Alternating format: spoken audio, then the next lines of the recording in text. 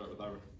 You guys, running game was pretty bottled up for a stretch of that game, but then it seemed like you guys kind of wore them down. If you wore them down, or what happens with the run game? Is it more just waiting for them to make a mistake, or is it more just the constant pounding to No, man. When we call it a run game, we call it to leverage in numbers. You know, we want to make sure we have the leverage in numbers. Now, of course, you know, you play good defenses, they should always have one more than you have if they scheme it correctly. And good defense know how to do block destruction and find a way to avoid being in bad leverage. But I thought earlier we knew the run game was going to go on. I thought earlier we had a couple that we wanted back. You know, whether we're not maintaining the block long enough or not seeing it quick enough, all those things kind of come forward. Whether we're checking to the right run, to the right leverage, all of that comes to account. But I thought as the game got on, the guys, you know, we got the GT counter, that kind of got us going there in the second quarter. And also in the first, I mean, they did a good job of keeping us off the field early. I mean, I think we ran 4 plays in the first quarter. So, you know, when that happens, every play gets, you know, a little bit more evaluated because you might not get another opportunity because of the limitations that you have plays. But I thought once we got the GT counter going and Trey got going pretty good, you know, it kind of helped us keep some drive going here later on. Kirk? How do you evaluate, I guess, Tate's full body of work Saturday? I mean, well, I guess from my viewpoint, it seemed like he, what to say about him, he seemed like made his biggest throws, his best throws in the toughest moments. Yeah, I mean, you know, all that's going to be a part of it, but the number one thing I loved about him is that he owned the ball, he didn't turn it over. You know, when you get to those rivalry games and those kind of environments, which was a good environment, I thought Florida State fans showed it really heavily too, to gave him a lot of support, but I mean, you just own the football. You know, that's one thing we came into the game, like Tate, you know, just be yourself, but we might take, you know, it might be a good play just to hold on to the ball, just make sure we don't give it to them. So I thought he did a good job of keeping the ball out of jeopardy. He got hit, we missed the corner on one check, and he got hit, he owned the football. So I mean, we kept saying as long as we ended with a kick, now of course we don't want to take safeties and things like that as a couple of learning experiences, but for the most part, I thought he did what we asked him to do, and we got to make sure we're still building to things that he feels comfortable with and things that he can do. Jerry? Saturday, there was external, you know, challenges with the Florida defensive front, and then some internal challenges, I think, maybe with offensive line injuries and whatnot. In particular, Maurice Smith, and that offensive line just seemed to endure into the fourth quarter and prevail. Can you talk about what was going on among the line during those parts of the game? Well, just, I think, you know, their confidence is always high. I mean, I thought they did a good job of protecting in you know, obvious pass situations and, you know, an obvious run. Of course, what I love about our group is we try to be the grown men of the offense, meaning, for example, we want everything to be on us, you know, whether it be, you know, I heard Coach allude to a back not making the right cut, all that. We don't subscribe to any of that. I don't care if it's protection and the back misses protection, that's a sack on the O-line. If it's a run and the back misses the hole, we got to make the hole bigger. Anything that happens, we'd rather it be on us because, you know, our guys, we do a good job of blocking out the noise, and we don't want to affect our guys that carry the football. So I like their mentality as playing as a unit to be able to withstand whatever we want to take accountability and responsibility for. So that's what I love about that group. But no, it's week 12, so you're gonna have your setbacks. I mean, Mo, think about the second quarter, got his ankle rolled up. He was struggling. I mean, but you know, he stayed in there, stayed the course. You know, kept fighting, kept clawing, kept scratching.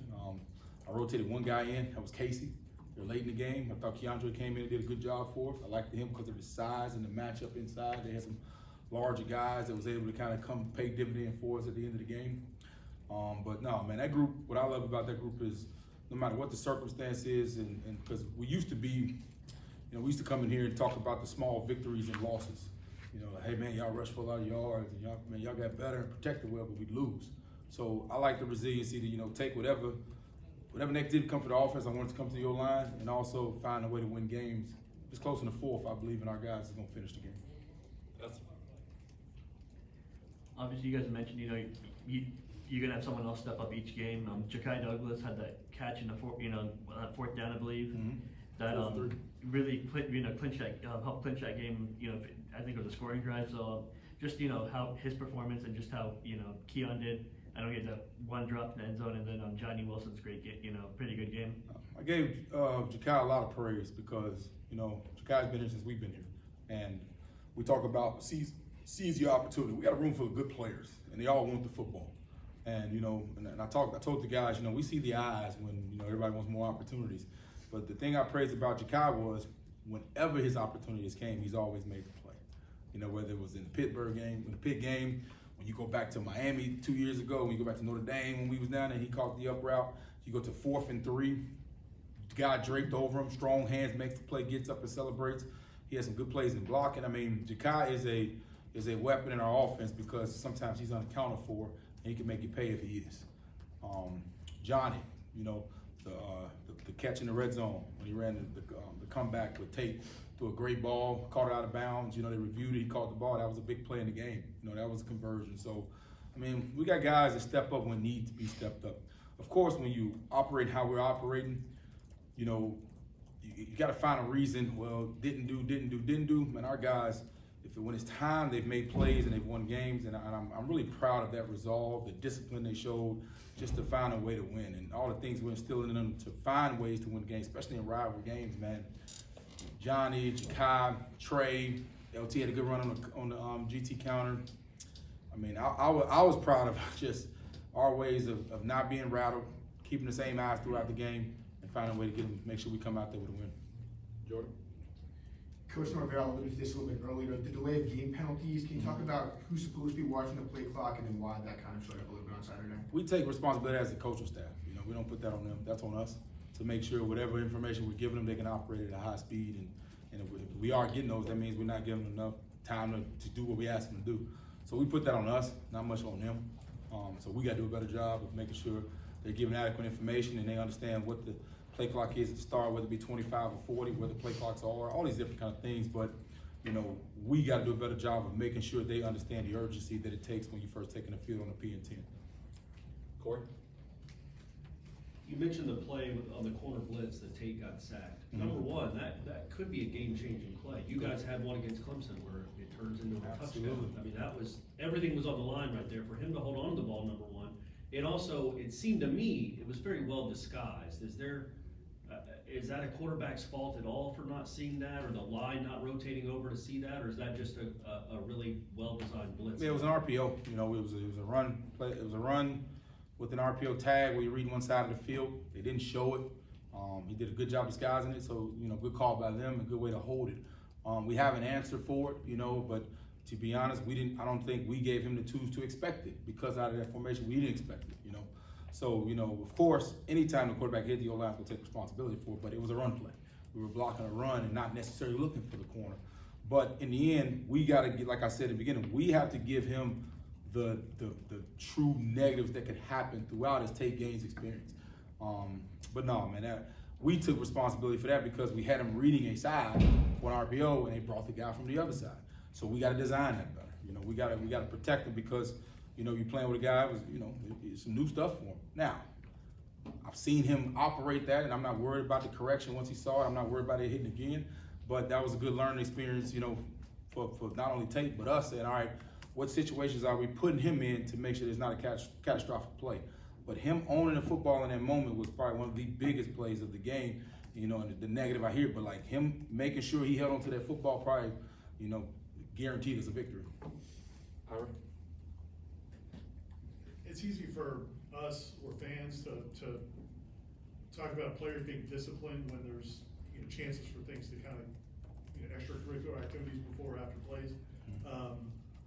But it's different when you feel like somebody's disrespecting you or spitting on you or something like that. Like, Absolutely. how far have you guys come in not? Because I felt like the last 9 game and that game there were plenty of opportunities where guys could have gotten out of the character. That's the first thing we addressed was, in 2021, I believe we came down there and we weren't disciplined. We were that team making those kind of mistakes. And, if you want to come out with a victory, you got to understand what it takes and the resolve it takes. But it sounds good. I drive around Tallahassee. I don't see a lot of resolve out there in road rage, So I think most human beings could not tolerate somebody spitting in their direction, let alone it touching them. So that just shows you that our team focus and their togetherness because they take what their self-reaction is over what is going to happen to the entire team in a game where we cannot have anything negative, where it could be a penalty that's 15 yards, whether it be a turnover, things like that. So, like, for them to do that, you know, beyond coaching is their relationship with each other. Of course, you know, coaches play a role and we got to emphasize it, but that shows you the unselfishness of our team to say, I'm going to stay focused. I gave Byers when they hit Tate, when Keandre, the play before Meach got stepped on by the same guy. So it's just them focused in the moment on how to win football games. Not only how to win football games, how to win football games that are not going your way. Because more games are lost than won. And I think we've learned that. You know, we're not paying attention to the selfish stats or things like that. If it comes down to it, can we have the resolve to go win a football game? Kurt? It seems like Keon finds a way to make an impact every game. Obviously, I mean, not his biggest receiving game Saturday. Same for the Miami game, and yet in both games he had a big punt return to set up what would be the game-winning score. What's that say about him? Keon's a ball player, man, and I love with Keon. I mean, if you talk to Keon after the game, he was just happy we beat our in-state rivals. I mean, he's a part of the team and part of Florida State more than he is saying I'm Keon. You know, he feels like he wants to do whatever he can for the team, man. And he has some disappointing moments. He's like, man, I could have blocked that. You know, he looks at the whole picture of it. So I'm proud of him for that. Even in the offensive meeting, man, you know, I'm gonna do better in those situations. But you know, Keon's still gonna garner enough attention where, you know, he's still gonna be him. And I've been proud of his just approach, his team effort. But now, man, that punt return, he's a talented pig. I mean, you know, I haven't been around many of them like him. And I'm not talking about as far as ball player, just the type of mentality he brings, just to practice, to work ethic, to whatever you ask him to do. And it bleeds through our team because if he's like that, how can anybody else be, you know, not be like that? You know, if he's being unselfish, then what's your excuse? You know, so I'm proud of him for that. Chris? What makes Louisville's defense go, and how good of a pass rusher is the Ashton Galot kid? Yeah, what I told our guys is that we're meeting a mirrored opponent where they pride themselves on the same thing we pride ourselves on. You know, toughness, effort, discipline, winning close games. You know, and that's why we meet them in a championship game. So credit to their defensive staff because I think they do one of the best jobs I've seen of maintaining leverage, tackling, eliminating big plays. So, you know, it's going to be a challenge of, you know, who can outlast and who can out-tough and who can out-finish. And you know, Nine is a real player. I mean, he's a guy that developed himself into a player too. He's one that I give a lot of credit to because he gets blocked, but then I like to say he unblocks himself. He understands how to, you know, take advantage of leaning O-linemen and effort. You know, he's relentless. So we got to make sure our effort is up to par. We got to make sure we understand where he is because they do play him quite a bit of places, whether it be 4 out 5 and things like that and twisting. So we got to make sure we bring our game in focus because he is a really dynamic player in this league. But credit to that defense because, you know, we're going to be here for a while because they do a good job. Jordan? Coach, you mentioned it a little bit earlier. Can you talk about the decision to not rotate as much and how you felt the offensive line played physically in your stamina throughout the game? Yeah, Rob was ready to go, and Bless was ready to go. But I felt good with how the size of Byers and the athleticism of theirs with us running the outside zone a little bit more and him being able to cut off things on the backside. And theirs, man, I thought he played one of his better games in that game. I mean, theirs has really, you know, developed himself to be, you know, one of the top tier in that room. So I just rolled with them. But those guys were ready, on call, and ready to go. But I felt that those guys were settling. I was good with it. I put Casey in a little bit later there because I had a plan to get him in a little bit earlier, but I wanted to get him in there to give KJ a spell. But then I put KJ back in late because, like you said, the size. KJ's a massive dude, man. That can, you know, make sure we get a little presence in that pocket to not get pushed back. But you got other guys that are athletic that can move and get to those second level backers. So it's just like anything. It's a matchup, you know, kind of conversation that we have of how we're matching up with the fours or 4 eyes or 3 techniques and combos and speed and things like that. So it's just like any other position. We're trying to create matchups up front, just like you would on the outside, and it's been paying dividends for us. Ira? You mentioned for a couple of weeks now that Rob's getting close, and I know he's able to practice. I mean, I think he was second team All ACC last year, and you guys haven't had him that much this year. When he does get back on, are you expecting him to be that guy? Has he played at that level of practice, or is it going to be, you know, kind of working his way back to that level? Yeah, I care about Rob, and I want to make sure, because Rob always wants to go. He doesn't care what's hurting, what's going on. So I care about him and his career moving forward to make sure I'm not putting him in an unnecessary position to get even further injured. But he was ready to go. I mean, he practiced last week, and He could have went if we needed him to go, and we have that luxury to do that. And he understands that, you know, if he goes, but I don't want to put him on a setback either if he's getting better, unless it's absolutely necessary. What I liked about it is he's really embraced that process, and as we further along, we're going to need Ron, and he'll be feeling better than he's ever felt, and he's still getting to work in practice against really good players. So I don't you know, think he's going to be underdeveloped. He's going to be ready to go when it's time to go, but he's also going to be able to be very effective when he goes, and we don't have any setbacks to push us behind as we push late in the season. We'll do 3 more. Corey? Maybe I'm reading too much into this, but you put a true freshman on the road when the starting quarterback gets knocked out, and his first play is a kind of a sprint throw.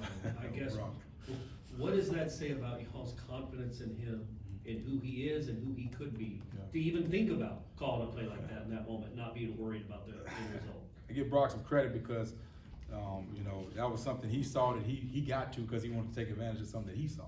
So we have a lot of confidence in Brock, and we have a lot of trust in our quarterbacks. So we don't send him out there just because of the perception of third and first. Our quarterback operates and gets us in what he believes is the right thing to do, and we give him that leeway too. And, you know, I like the call. I mean, I wasn't disagreeing with the call. We didn't get into the guy on the edge. He got a bat down. But also, you know, he got in there and we ran the zone and he saw it open. He pulled the ball. He got good yardage on it. They were offside, so we were able to get a free play off of it. But Brock is going to be an exceptional football player. I mean, I stand next to him in practice because, you know, I'm right behind the whole action to see the whole deal. And he stands next to me and I see him. He doesn't miss a rep even when he's not in there. I see him mimicking the checks. I see him taking the reps. I see him taking the visual. I see him applying them himself. I see him upstairs. I was just upstairs. He was already up there coming from class with his backpack on, wanting to know about the game plan. He is preparing himself like a starter ever since I met him. And he challenges Tony to make sure he's on the question. So Brock's future is going to be, if he continues as he's continued, we have a lot of trust in Brock. Bob? Coach, on offense, a lot of guys chose to come back for this run to help the team potentially win an ACC title, potentially get to a playoff. Just their growth that you've seen through film room, practices, games, and more than the production too, but also the leadership and what they've meant for the big picture. Mm-hmm. The biggest thing is ownership and player accountability, meaning, you know, we're going to do our job and make sure we're on point and understand what the standard is, what's the structure for our success, but when a player starts defending what you're saying outside of the building, that's when it's a real, everybody uses the word culture, but that's when it's real and they really are understanding what you're saying, where I might sit up in the meeting room and talk about, hey, we gotta be disciplined, we gotta be on point, but if you're in practice and something happens that I don't see and I see a player correcting it, that's when it's real. Like we can talk about this, every coach gets up here and talk about discipline, we can't make mistakes, we gotta do this, and then somebody spits in their face and the kid gets a penalty. So our players are leading the charge and accountability for what they want to do as a team. Now, does that guarantee success? Absolutely not. But it gives you an opportunity to have success. It puts you in the best position to get what you came back to do. But I mean, it still has to be done. The action still has to be there. So I'm gonna commend them on taking the real actions to get what they want. Now you still gotta go get it because that other team is doing the same thing. So we gotta make sure we're doing it as best as we ever done this week compared to last week. Jerry, last one. Okay. Coach, I'm going to go back to the first question I asked about offensive line, kind of a follow-up to Ira's question about Rob Scott. When Maurice gets rolled up, my eyes went to a couple of the offensive linemen trying to get him up before the ref called, you know, injured player. If Maurice can't fight through this, Washington goes to center. Absolutely. Do you have to play Scott at that point? We got Bless and Scott. So it depends on the situation and the matchup. Because we still got Bless, who was going there and he was ready to go. He practiced all week also. So the benefit we have with Darius is, you know, he can play all 5. And he's ready to go at all 5 at any time. So it's not like he has to go and warm up or do anything. I mean, he's ready to go. He's done it. He started games at center. So we really try to, every O-line coach in the country says, hey, if a guy goes down, go down so we can warm up with the other guy and we're not wasting time and things like that. But our guys have their own personal standard of operating until you can't operate no more. And if you go down, then you're down for real. So you saw them pick these up. Each had to play where they pick them up, you know? So, I mean, I don't ever question those guys' mentality. Of course, they're gonna make mistakes, man. You ain't gonna bat 1,000, but them guys I'm sitting out there with their mindset, they're gonna find a way, no matter how it needs to be done, they're gonna scrap and claw and make sure they're together and find a way to come out with a win. Awesome, thank you, Jeff. Thank y'all. Thank you. Have a good day. Gotcha.